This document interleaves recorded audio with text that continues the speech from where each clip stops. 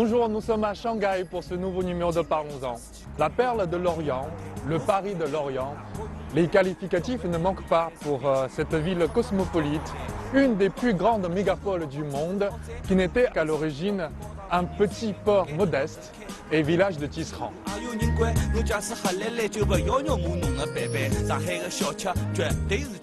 Comme beaucoup de villes chinoises, le visage urbain de Shanghai change, évolue, se transforme, se modernise à une grande vitesse au fil du temps, ce qui a entraîné des changements inéluctables dans les manières de vivre au quotidien. J'ai souhaité pendant mon séjour à Shanghai rencontrer M. Chen Liangming, ancien professeur de français, directeur doyen du Centre de langue et littérature française à l'Université de Fudan, et M. Thomas Osterweil, architecte français travaillant et vivant à Shanghai depuis 2010 dans la reconversion des locaux existants et la construction durable, pour évoquer avec eux le Shanghai d'autrefois et le Shanghai de demain. Professeur Chen est shanghaïen de souche, Thomas shanghaïen d'adoption, il vit à Shanghai depuis 2010. Quel est le quartier à Shanghai que vous aimez le plus? Disons qu'à Shanghai, effectivement, c'est une très grande ville, mais pour quelqu'un comme moi, je pense que de Hongqiao au Bund, de Waitan, c'est un peu là où on retrouve une échelle humaine qu'on peut avoir à Paris, par exemple, et contrairement à beaucoup d'autres villes où on peut marcher d'un bout à l'autre et toujours être émerveillé par des petites boutiques, des bâtiments différents qui reflètent un peu l'histoire de Shanghai. C'est la raison pour laquelle vous avez choisi de vous installer à Shanghai par rapport aux autres villes chinoises, par exemple, je pense à Beijing, où l'urbanisation est complètement différente. C'est sûr que Shanghai et Beijing sont très différents, et moi de toute façon j'étais venu visiter un ami en 2004 et qui lui était à Shanghai, et j'avais tout de suite aimé en fait. Il y a, comme je disais, on retrouve un peu une échelle humaine qu'on peut avoir à Paris, moi étant parisien. À Beijing, effectivement, il y a certains endroits qui sont très historiques, mais la ville est tellement étendue et en grande partie par des grandes avenues intraversables. Donc effectivement, Shanghai pour moi était plus agréable, en tout cas pour les promenades, pour vraiment y vivre, pas seulement y travailler. Et professeur Chen, Shanghai que vous avez connu petit, est forcément une ville très différente par rapport au Shanghai que nous voyons aujourd'hui, que Shanghai que Thomas a connu en 2010. Oui, moi, le Shanghai que Thomas connaît, c'est plutôt une nouvelle Shanghai, enfin une nouvelle ville. Comme je suis né à Shanghai, quand je me rappelle bien mon enfance, c'est que dans mon enfance, la ville n'était pas telle qu'elle est aujourd'hui. Il n'y a pas autant de gratte-ciel, autant de tours dans la ville. Il n'y a que des maisons, disons, à étage. Vous savez bien que dans la rue Nankin, il y a un hôtel en chinois, Guoji Fandian. Le mot anglais, c'est Parc international. C'était pendant longtemps le bâtiment le plus haut, le plus élevé de la ville. À ce moment-là, il y avait des Chinois qui venaient de province, justement pour voir ce grand bâtiment qui est presque unique en Chine même. Mais aujourd'hui, il n'y en a qu'un petit frère parmi toute cette masse de grands frères, enfin grands frères avec la grandeur, la hauteur des maisons en fait. Donc la ville a beaucoup changé. A beaucoup changé. Ouais. Vous avez grandi dans quel quartier? Et aujourd'hui, est-ce que vous vivez toujours dans le même quartier ou vous avez J'ai changé? déménagé, j'ai pendant longtemps habité le quartier côté de la place du Peuple, parce que je suis né dans ce quartier-là. C'est un peu le quartier au centre populaire, de Shanghai que tout le monde quartier connaît. qui est situé justement entre l'ancienne concession française et l'ancienne concession anglo-américaine. Et après, il y a à peu près 15 ans, j'ai déménagé parce que c'est mon université qui m'a donné un appartement. Donc j'habite maintenant à côté, pas très loin de la gare de Shanghai. Mais donc les conditions d'habitation sont beaucoup améliorées parce que j'ai mon appartement qui occupe une superficie un F3 en fait, avec deux salons. Le salon pour la rencontre, le salon pour, enfin, la salle à manger en fait, vous voyez, avec une superficie de 126 mètres carrés. Quand même, c'est mon ancien appartement, c'était tout petit.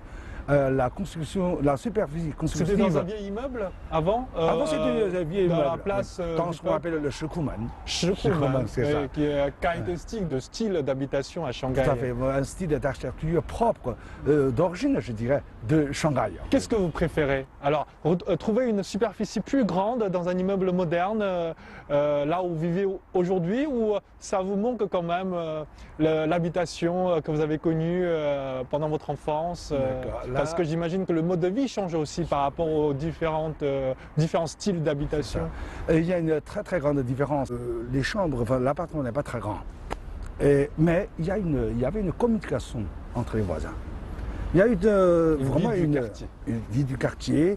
Il y avait une fraternité, vraiment, hein, entre les voisins. Les gamins que nous étions, on se rencontrait, on jouait ensemble, ça là. Mais il y a vraiment une vie animée, une vie amicale entre les voisins, entre les petits copains, entre les voisins.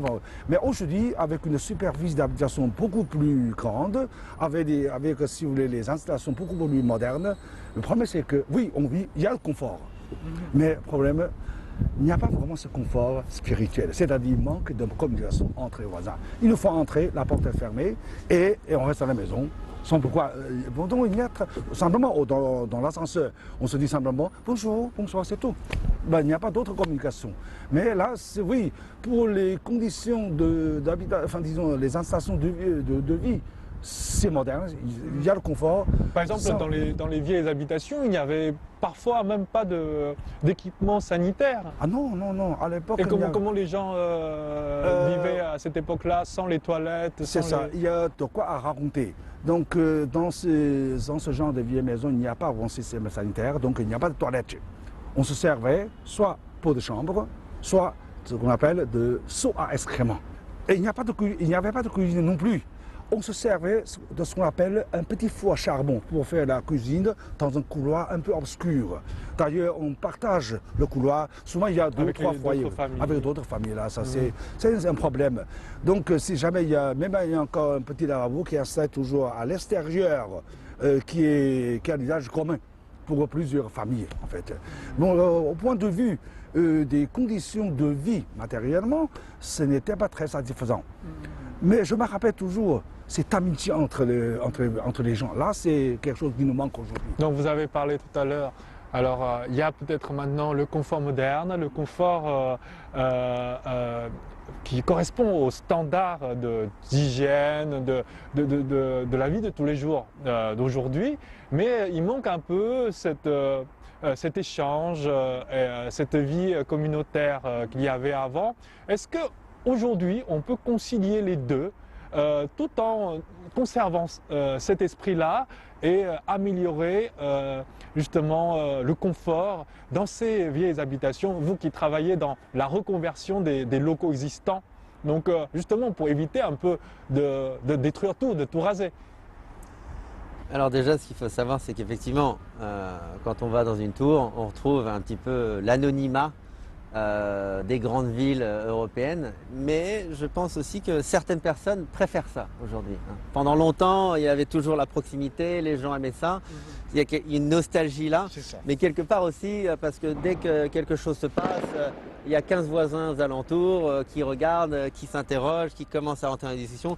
Je pense peut-être c'était comme ça avant ou maintenant ça l'est plus, mais il y a les gens qui préfèrent aussi l'anonymat.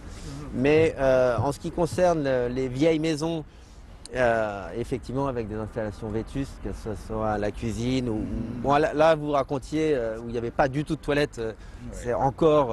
À Beijing, il y a ce qu'on appelle les Siheyuan.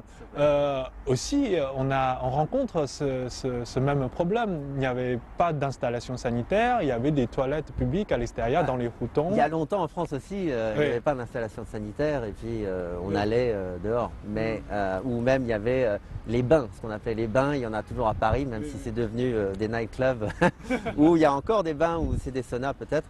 Mais je parle de ça parce que pour les touristes étrangers qui viennent visiter la Chine, bien sûr, on recherche ce cachet-là, cette authenticité. Pour les étrangers, il y a un amour de la nostalgie, tant qu'ils ne le vivent pas eux-mêmes, bien sûr. Donc, on vient à Beijing, on vient à Shanghai, très souvent on entend ces touristes étrangers dire « Oh là là, qu'est-ce que c'est dommage de détruire tous ces vieux quartiers, toutes ces habitations-là, de perdre ce cachet de l'ancien pour se retrouver dans ces immeubles sans charme, bétonnés. » Mais j'entends souvent aussi, de l'autre côté, des habitants des quartiers dire « Mais on veut du confort moderne, on veut avoir des toilettes rien que pour nous, on veut avoir notre cuisine à nous. » Et donc, il y a vraiment ces deux dilemmes-là. On arrive à concilier les deux aujourd'hui? Oui, je pense, parce que, et on le voit clairement. Nous, au départ, quand on est arrivé avec ma femme, Vous habitez où à Shanghai? On habitait à Shanghai Shinsun, qui est en fait Huaihai Luwu, Lumuqilu. Je connais bien Voilà, donc juste à côté des ambassades américaines, iraniennes et la résidence ambassadeur de France. Le consulat français à Shanghai. Et en fait, nous, on avait rénové, donc c'était une vieille maison comme celle-ci ici, en bas, pas là-haut. Et donc on avait rénové tout le dernier étage où on avait effectivement notre salle de bain tout à fait moderne. On avait une cuisine moderne avec un four, une plaque à 4. Tout le confort occidental. Tout le confort occidental. Effectivement, le problème c'est le plus on fait ça, le moins de personnes vivent dans ce bâtiment-là. Donc il y a tout à fait, il y a plein d'endroits, même moi je connais des amis qui ont toute la maison. Donc là ils ont les 3 étages, mais effectivement les loyers sont très chers, donc il y a souvent beaucoup d'étrangers qui se permettent, parce qu'ils sont envoyés par leur compagnie en tant qu'expatriés, qui peuvent se payer ça. Le problème c'est, donc c'est possible, le problème c'est à quel coût. Donc effectivement, pour le prix d'une maison qu'on garde et qu'il y a une personne, une famille qui habite dedans, et alors qu'avant il y en avait 4, effectivement, après, il faut grimper.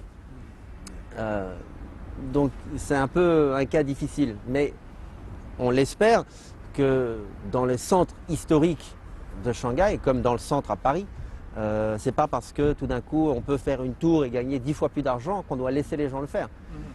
Donc, il y a un peu ce dilemme. Mais le confort, c'est quelque chose à quoi on aspire toujours. Avec la modernité de la vie. On se réjouit du confort. Ça, c'est le désir de tout le monde.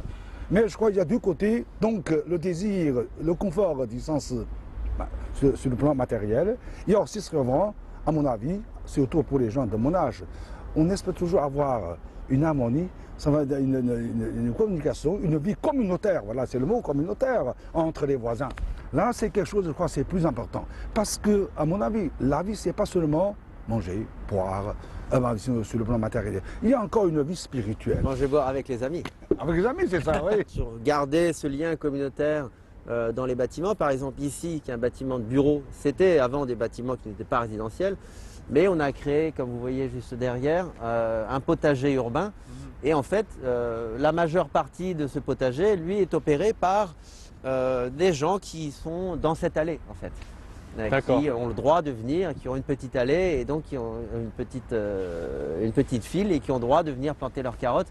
Donc quelque part, il y a cette ce vie lien communautaire que vous recréez tout à fait. Avec, dans ce nouveau lieu reconverti. Tout à fait. Même, comme vous voyez, en bas de l'atrium, qui est un espace public pour ces bureaux, il y a un café et même les gens s'y retrouvent, même pour fumer des cigarettes et pour discuter quand il fait très froid dehors ou trop chaud dehors. Est-ce qu'en apportant du confort, on peut quand même faire quelque chose d'écologique? Le vrai problème en Chine au niveau des bâtiments résidentiels, c'est la fenêtre. Le problème, c'est que l'habitude est formée. Quand on veut créer du froid à l'intérieur, on fait du chaud à l'extérieur. Et quand on veut du chaud à l'intérieur, on fait du froid à l'extérieur. Est-ce que les panneaux solaires pourraient être un choix? En centre-ville, pas vraiment.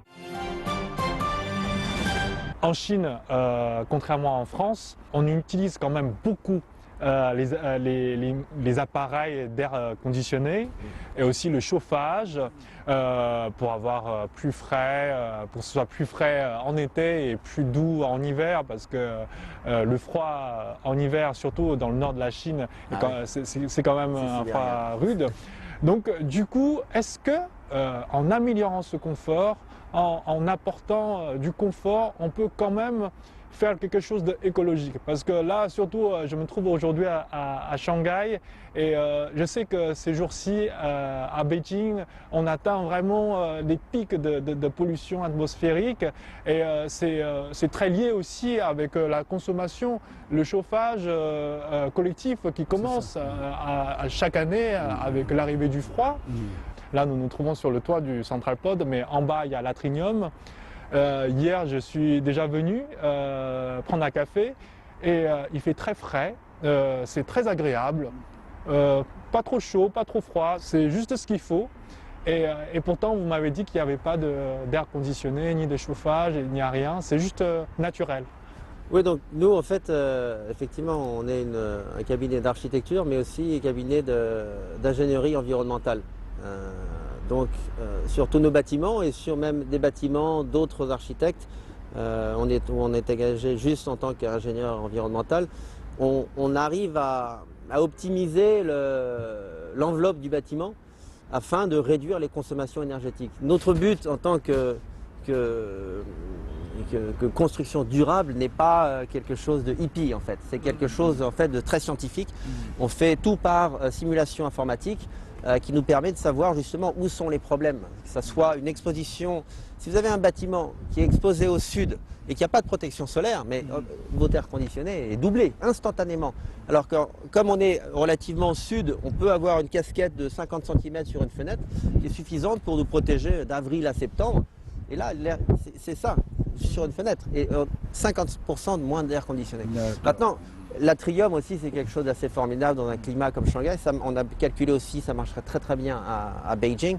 En fait, ça nous permet d'avoir l'éclairage naturel sur l'élément intérieur, les circulations autour de l'atrium. Là, par exemple, pendant la journée, il n'y a pas d'éclairage artificiel. Et c'est très beau, c'est magnifique avec la lumière naturelle qui entre. Que l'éclairage naturel, bien sûr. Mais aussi, en hiver, par exemple, on peut fermer l'atrium, le soleil rentre à l'intérieur, il fait 0 dehors et à peu près 12-13 à l'intérieur. Enfin, vous me dites 12-13, c'est pas grand-chose.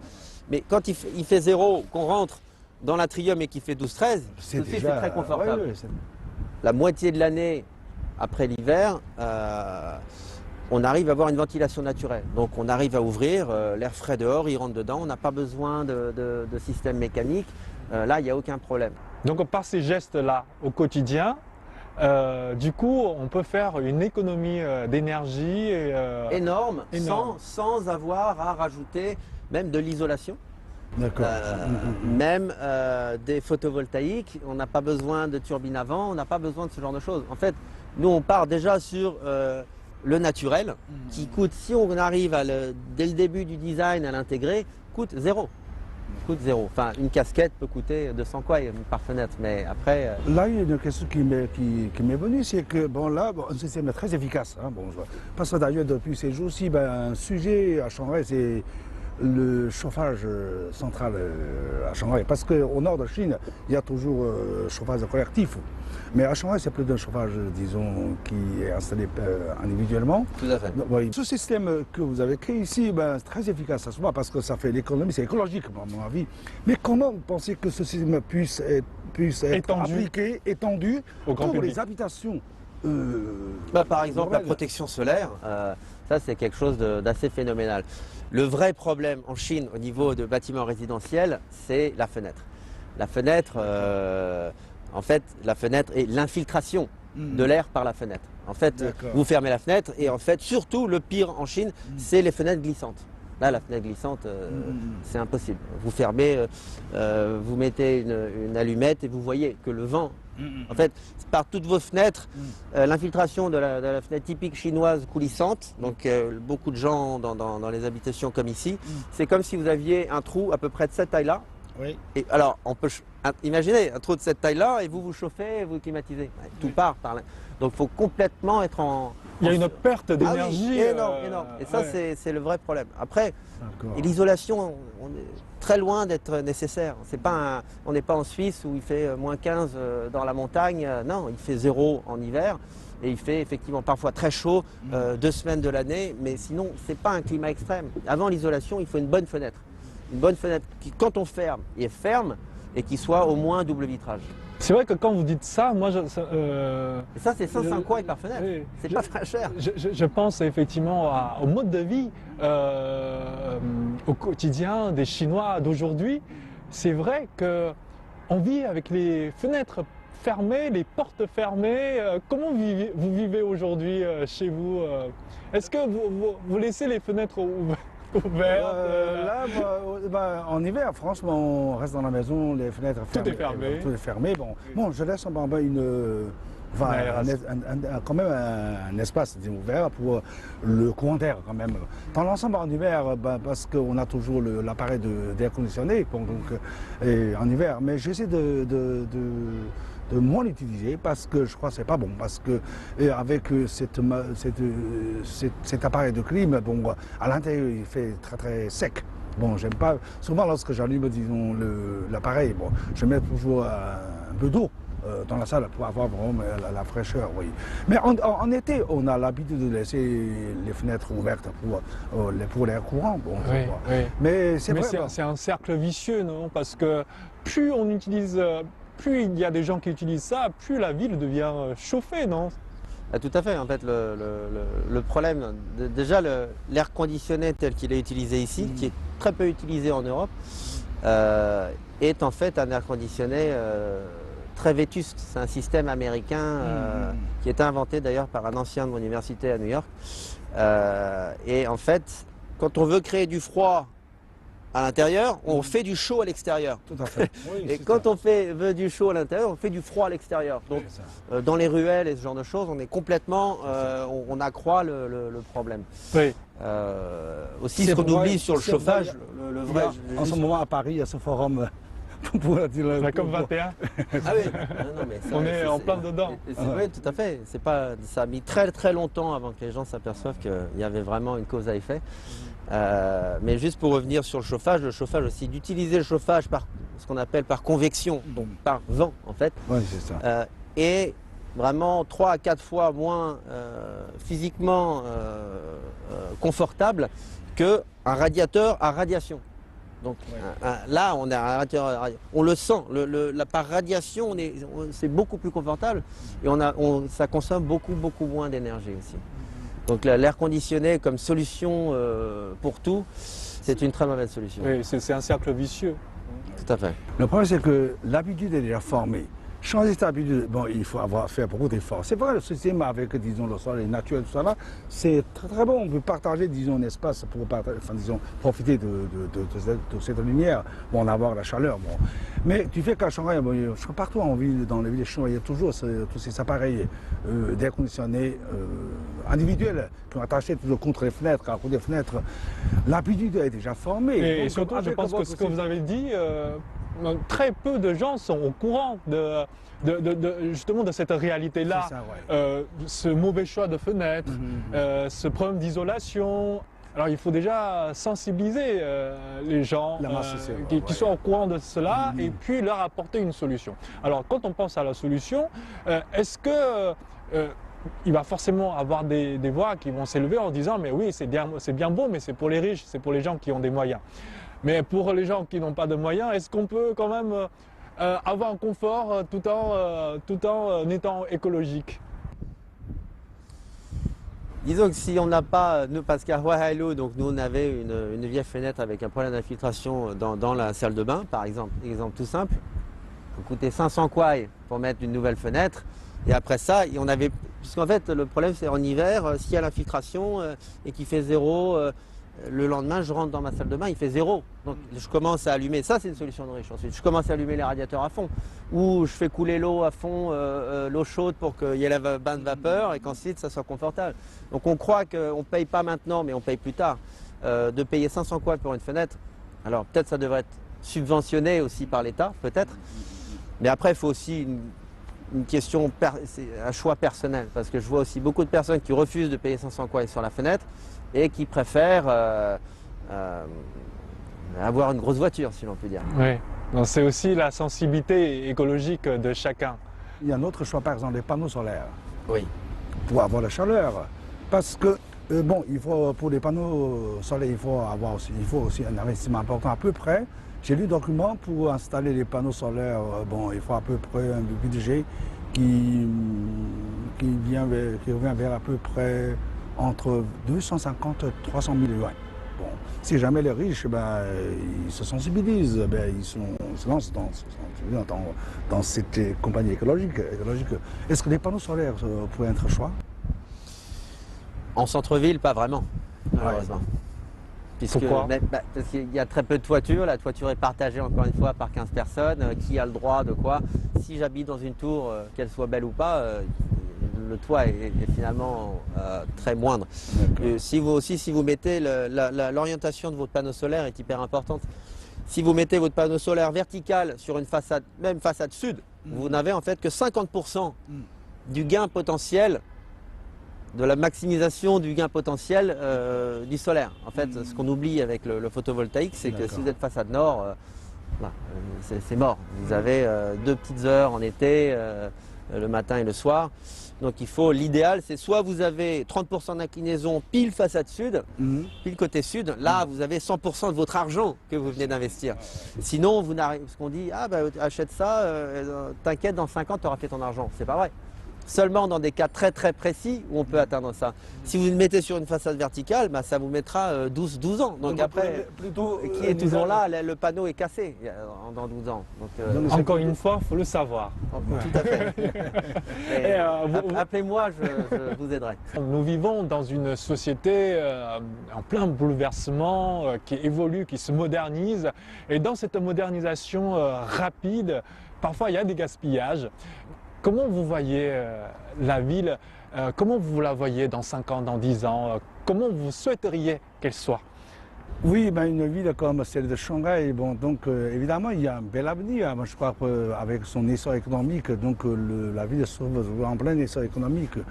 Le problème de gaspillage, ça existe vraiment parce que franchement, j'ai vu dans la rue, dans la maison, on jette facilement les choses. Lorsqu'on fait des achats, on ne pense pas trop. On achète, on jette. Oui. Et oui, consommation. Il y a une consommation, oui, c'est ça. Donc là, il faut former une bonne habitude de consommation. Achète ce qu'on veut vraiment. Donc une ville avec des gens plus sensibilisés, plus engagés dans cette économie de tout en fait, économie d'énergie, économie de matière. Et vous, comment vous imaginez Shanghai? Est-ce que vous allez vivre encore quelques années à Shanghai? Oui, nous on aime beaucoup Shanghai et nous on est là pour encore 5-10 ans. Et effectivement, comme dit M. Chen, je pense qu'il y a un grand futur pour Shanghai.